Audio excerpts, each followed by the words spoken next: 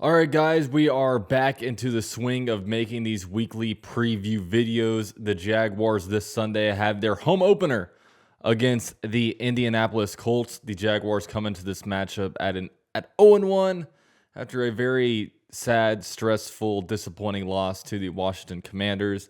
And Indianapolis comes in here at a very, very weird 0-0-1. Now, to help me preview this matchup, I did bring on a Colts podcaster. It is Derek Larger from the Bring the Juice podcast. So he is going to come on here and kind of explain what's going on with the Colts and just give us a little bit of information about what's going on with the Colts right now. The Indianapolis Colts are facing the Jacksonville Jaguars week 2 in Jacksonville. I think it's fair to say the Colts haven't beaten them in Jacksonville in over 10 years, and the Colts are really trying to break that streak here. And under new leadership in Matt Ryan, you certainly hope that the Colts are able to finally break that streak. Looking at what the team has to go through right now, though, there's still a lot of question marks about this team that makes you question on not only this game against Jacksonville next week, but the remainder of the season. And I think it's safe to say that a lot of people are questioning what is going on with the Indianapolis Colts, and maybe they just don't understand like the personnel side of things. But you look at it from the perspective of Matt Ryan now joining the team. Matt Ryan has definitely taken over the team and has tried to give a new direction and a new persona and a new look on things, with being more up-tempo, trying to be a guy who, doesn't waver under pressure. And even through the first week, we saw him have some great throws and look like that leader that a lot of us were hoping and expecting him to be. And ultimately, I think he did that very well. But at the end of the day, we now end up facing a question of, with the rest of the team, who is going to step up? Because Jonathan Taylor, as most people now believe is the best running back in the NFL at this moment, will continue to do his thing. He did it in week 1 against Houston, running for over 160 yards again. It was something that he's done several times already. But at this time, we're looking for somebody else to step up, specifically the wide receiver group, which has been a concern for some people, including myself as of recently, because Michael Pittman has been establishing a really great connection with Matt Ryan. But through the first week or so, and even into some of training camp, we were wondering if there was somebody on this Colts roster that was going to step up receiving wise, because Alec Pierce is still a rookie. And even though he did well in the first part of camp, he's struggled a lot over the last few weeks to get anything going. And now he's in concussion protocol. Paris Campbell didn't really get involved in the last few weeks that much. And then Ashton Doolin, another receiver that we have, dropping a touchdown, and then Michael Pittman's now dealing with injuries. So, you're having issues with injuries at wide receiver already. And that was something we already worried about. And now if something were to happen to Pittman, I don't know who steps up behind him to give any of the Colts fan base any positivity to look towards the position. Because right now, our number 3 receiver, our number 3 best receiver in yardage at this moment, was our number 4 wide receiver listed on the depth chart. And that's just not something that can continue to happen through the majority of it, when our second best receiver was our backup running back, who plays in the slot sometimes because he's that agile. And obviously, from a tight end perspective, the Colts really don't have anyone. And the offensive line very much concerns me, at least at this moment. The Colts have 2 tackle situations. The right tackle, Braden Smith, who they're signing and making over $18 million a year. And then you have Matt Pryor, who you brought onto the team last year, filled in as a replacement guy when Braden Smith went down, and ended up playing a little bit of guard as well last season. And you felt pretty good about what he was able to do. But so far at left tackle, there's been times where he's been good and times where he's been bad. And it went from our backup left tackle, Bernard Ryman, who we drafted in the 3rd round this year, going from him not even giving a chance to be the number 1 or get any reps, to now Bernard Ryman and Matt Pryor are supposed to split reps. So you're in a situation now where this Colts offensive line is not as consistent as it once was.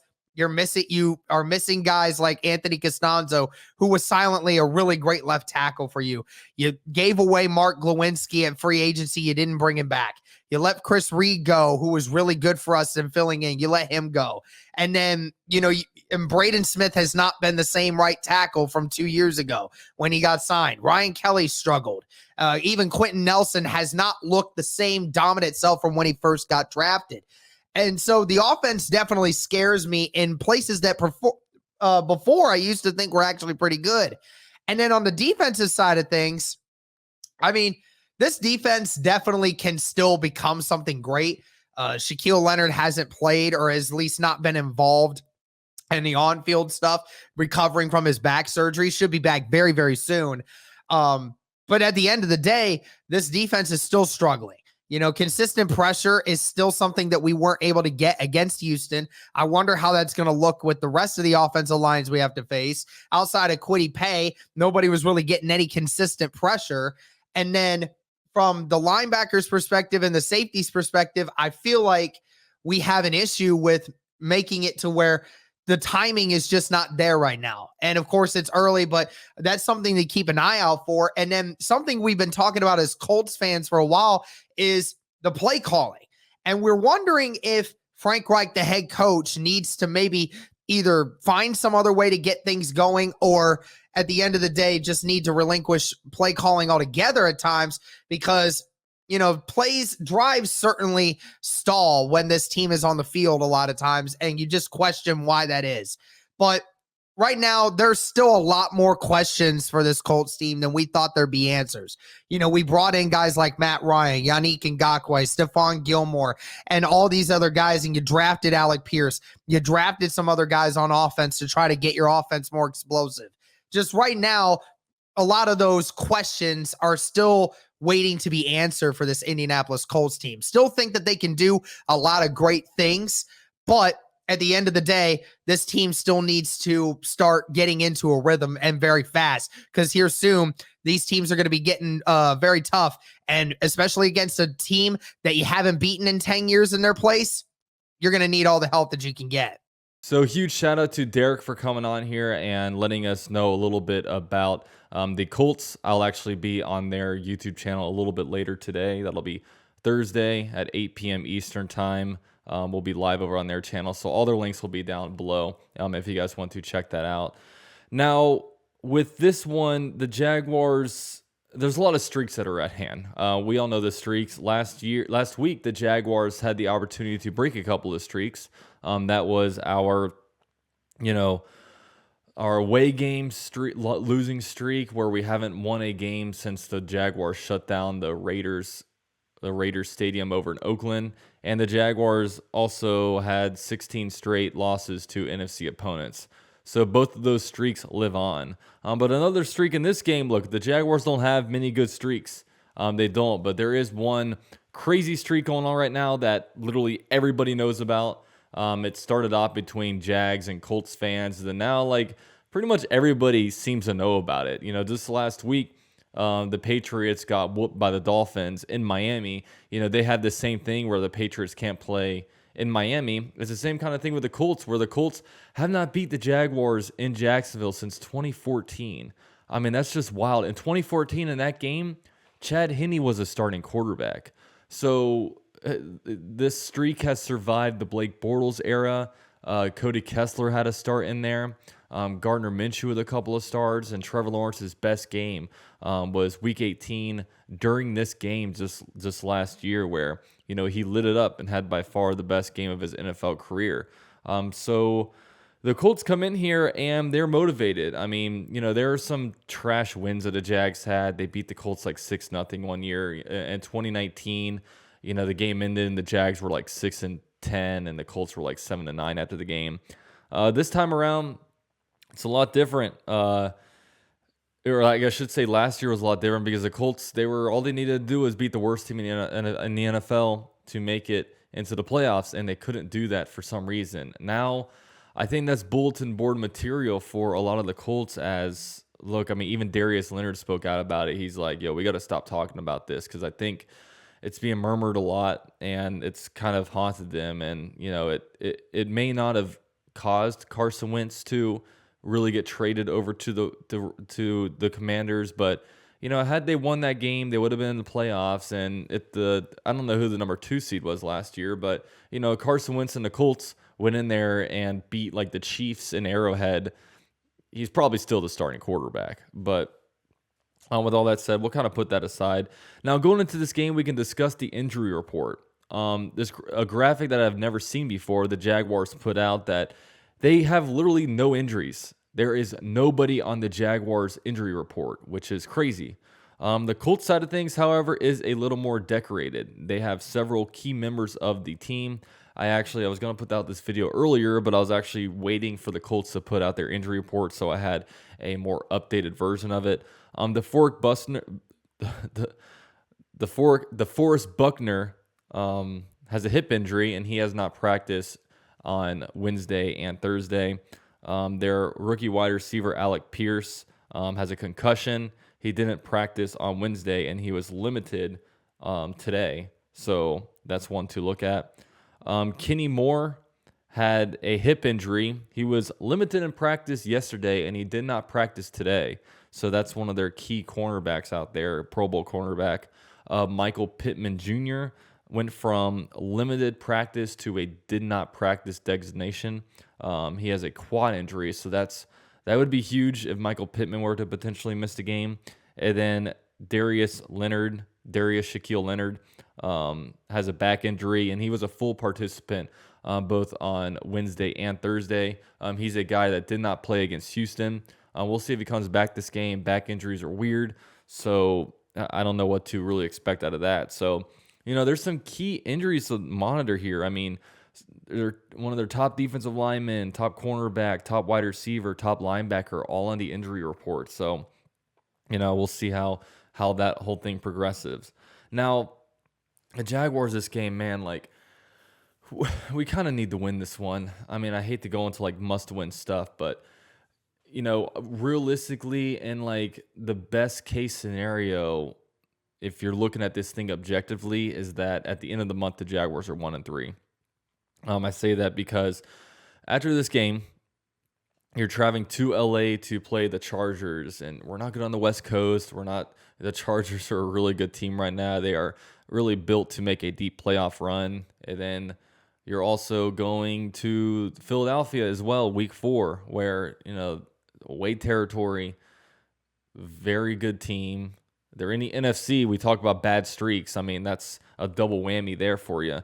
Those are a couple games where if you're looking at this thing objectively, the Jaguars are probably outmatched. Never say never in the NFL, but we don't want to fall to 0-4. I mean, we don't. So this is one where it's like, man, this is a big, big game changer here because the Jaguars can win this game, and then they're 1-1. The only the only team in the AFC South that's 1-0 against the AFC South. They'd be first. They'd automatically be first place in the division, no matter what else happens if they win this game. They're 1-0 in the AFC South. The Titans aren't playing the Texans, so they don't have the opportunity to kind of get past us with that tiebreaker. It is you win this game, you're in control of your destiny basically to be first place in the AFC South. But if you lose, you fall to 0-2. This is a young team. We don't know how they'll rebound. We just don't want the record to be crap before November gets here. And I've stated again, I want to be in the hunt this entire, really most of the NFL regular season. So I don't want to fall out of it too early. It's just a tough situation here. Now, to win this game, man, I think the Jaguars absolutely need to pound the ball. James Robinson and Travis Etienne last game combined for 7.5 yards per carry. They were like gouging Washington in the run, but they kept doing that, and then all of a sudden they would turn to the pass game, and it wouldn't go very well. I say we just keep on with the running game, and right now the Jaguars are trying to find their identity on offense. We know, like when you look at the Colts, they're a veteran team, veteran coaching staff. They're pretty much stabilized with what they are. They know what they are. They're a running team. They have probably the best running back in the NFL right now in Jonathan Taylor. So they know what the offense's identity is. The Jaguars right now don't. I mean, if you looked at last game, it looked like the coaching staff may want the identity to be a passing down, like a bootleg play action type of off. I don't know, a passing thing. What we should be is, because right now you don't know what the identity is. You play into the identity. And one thing that we learned from week one is that, look, we were running the ball well. And look, this offensive line was not very good at pass protecting, but they're pretty good at run blocking. So you kind of play with the strengths of your team. And really, I would just continue to pound the ball. We have two really, really good running backs. You know, James Robinson coming back from injury. You know, even Travis Etienne. Now, Travis Etienne is like, he's a rookie, but he's even more rookie than a normal rookie. You know, most rookie running backs, I mean, or rookie players, I should say, were all playing football 9 months ago. If you look at Travis Etienne's case, he hasn't played football in like 21 months, you know, almost 2 years since he's played football. So, you know, he's a guy that, look, he's going to get his feet wet. Look, he had a drop early on. But he looked good. I mean, you saw, I was so impressed with just the speed back there. I'm super excited for Travis Etienne. Just keep running the ball. Keep letting your running backs make plays. And also, Trevor just needs to be better. Now, I think one thing that will help that is if the offensive line can somehow grant him a clean pocket. If you look at the advanced ESPN metrics stats provided by ProGen Sports, I'm just making stuff up. It's just what it always sounds like. When Trevor Lawrence has a clean pocket, he has these crazy numbers. But when he's under duress, it's not as much. You know, you saw last game, Carson Wentz started off the game, and the Jags weren't getting any pressure on him. On the other side of the ball, and then that's what helped Carson Wentz do good the whole game. He wasn't pressure early, and he felt more comfortable. Yeah, he made a couple of bad throws, but overall, he was able to be effective because the Jags didn't really affect him early and often. If you compare week 1 this year versus week 18 it was last year, that was the big difference between how Carson Wentz played. Another thing is that, protect Trevor early, you know, help him get into a rhythm, and then, you know, move on. And hopefully Trevor Lawrence can connect with the receiving options better. You know, Trevor Lawrence, he's under a microscope right now from the fan base. I think it's a little bit unwarranted and premature, if I'm being honest, but a lot of people are kind of turning their backs on him. I know I'll be, you know, behind them the whole season. It's just, you know, we want to see him make the easy throws, and we want to see him continue to progress. So that's that. I really don't have any complaints about our wide receivers last game. I mean, they were getting open. They were making the plays that were to be had. It's a veteran group, so you would probably expect them to be pretty good. But shout out to the coaching staff, who's just like really just, I mean, we're blown away by like these route concepts where guys are getting open. Oh my God. So, yeah, really no complaints about the wide receiver. Just continue to run the ball good. The Jaguars probably tried way too many bootlegs last game. I mean, some of our worst plays, you know, we had a couple of intentional groundings because Trevor Lawrence turned around. There was a guy right in his face after the play action. So continue to learn what your identity is, and then we can move on from there. Now, the defense. The defense, I think, last game was just, you could tell it was just a brand new defense. I mean, Devin Lloyd, rookie, didn't get much playing time during the training camp and preseason. You know, you could tell he was a tad bit slow this game, but you started seeing him kind of coming into his own. I thought Darius Williams had a pretty rough game. He's a guy I don't expect it to continue. I really don't, because he was a guy that had off-season shoulder injury, and he missed all the preseason games, so he wasn't able to. This is his first action in a long time.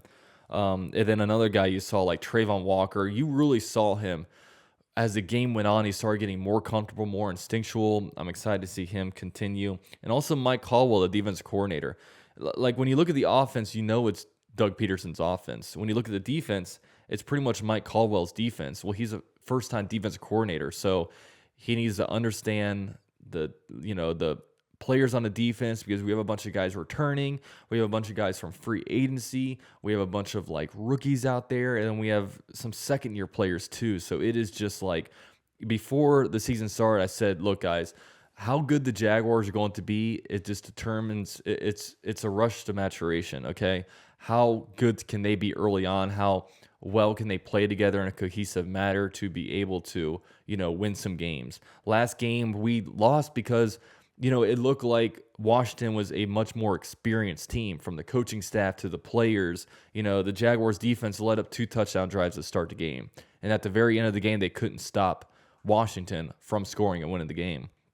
So, hopefully this defense just continues to come into its own. I would expect it to. There's just so many new parts of this defense. It's, that's one thing. Now, Matt Ryan is a quarterback this game. He's not Carson Wentz. Now, he's a lot less volatile than Carson Wentz. Carson Wentz has a way higher ceiling and a way lower floor, while it feels like Matt Ryan probably has a lower ceiling and a higher floor.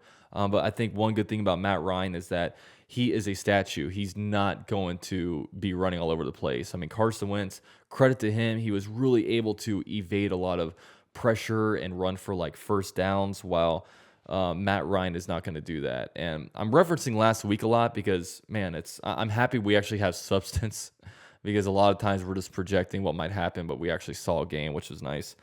So, Matt Ryan, hopefully when we get the pressure back there, I hope we can get it early. Last game, it was tiring watching how much time Wentz had back there. So, I mean, hopefully this game we can, I expect Trayvon Walker to get better as the season goes on. And then, we can start rushing Devin Lloyd a little bit more as he gets, because I think Devin Lloyd's a big X factor on this defense. He's eventually going to be like the nucleus of this defense. So it's going to be a bigger responsibility of him to eventually learn the defense, get more comfortable. Then we can have him rushing a passer, getting tackles for losses, dropping back in coverage, and being able to get pass breakups, interceptions. So that's another big thing. Now, the big guys I'm worried about is Shaquille Griffin and Rayshon Jenkins. I mean, both these guys were like, their free agency signings were like, look, a team's going to sign them to be their starter. They got starting money, but it's not the ideal guys that you want to sign. I mean, you'd rather be able to draft a guy like Tyson Campbell or Andre Sisco to play those positions because the upside is so much higher. And I think they might continue to be liabilities. I think they might ultimately be the weak spots of our defense. So I don't know. I mean, Shaquille Griffin, especially last game, I don't know what was going on with him, but he's got to get a lot better. Now, special teams wise, our kicker, it was funny. I wrote down kicker. I was going to go look up his name because I forgot his name, but you know what I said? No, I'm going to let this kicker make me remember his name. I think it's like Harrington or something. So the kicker last game was 3 of 4 on field goals. That sounds so bad by me, but yeah, let me learn your name. I'm tired of, we've had like 8 kickers. We've had like 4 or 5 kickers this preseason training camp. So a lot going on there. He was 3 of 4 last game, 75%. I guess that's acceptable, but you got to make these kicks within 40 yards. So that's one. Now, when it comes to like predicting this game and stuff, I mean, the Jags, we need a win not only for the team but for the friggin' fan base, man. This fan base is just agitated, and I can understand that we're all tired of losing, but I mean, I was on like Twitter the other day, like last night, and there's all these people just because the Jaguars unveiled their uniforms this game. They're wearing white jerseys, black pants, like white socks, and everybody's just going out of control. It's like, why are you mad?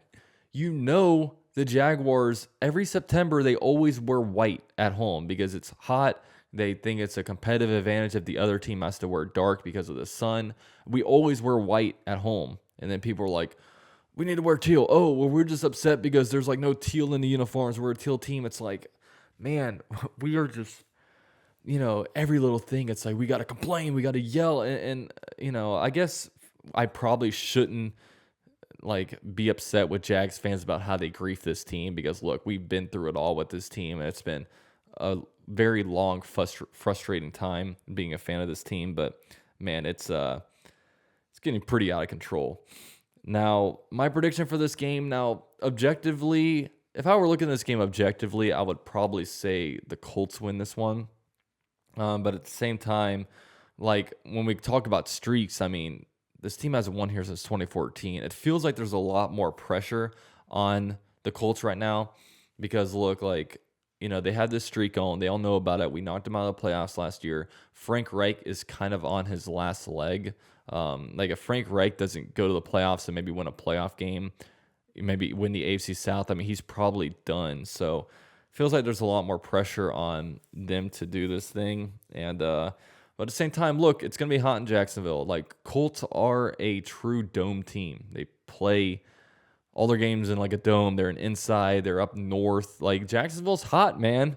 It really is hot in that stadium. If you've never been to a 1 o'clock game in Florida, I don't want to hear about it being not hot, because it is sweltering in there. So, yeah, my prediction, I'll just say, I don't know. I'm a Jags fan. Let's just say the Jags win. Who cares? What is my predict? All these people have, my official prediction is this. My prediction, Jags win. And if they don't win, then I don't look bad about it, okay? I just, whatever. Jags win. Let's just say that. Now, just so you guys know, I will be live streaming this game again.